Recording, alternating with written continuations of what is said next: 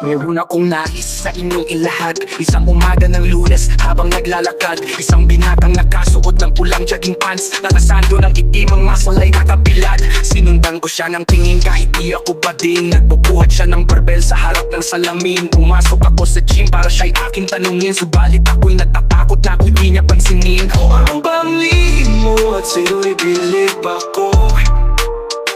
Ano ba magkakamit na tulad ng karisma mo?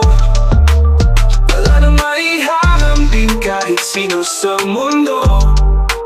Sadyang nag-iisa ka lang, ikaw ang aking idolo.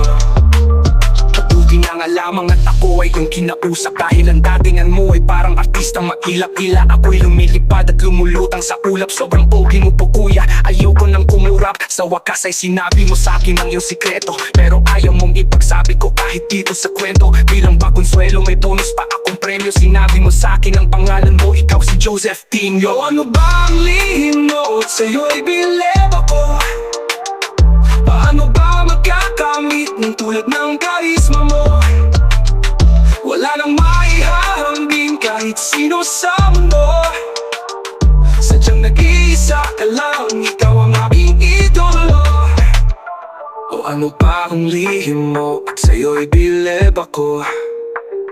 Paano ba magkakamit ng tulad ng karisma mo? Wala nang maihahambing kahit sino sa mundo. Sadyang nag-iisa ka lang, ikaw ang aking idolo.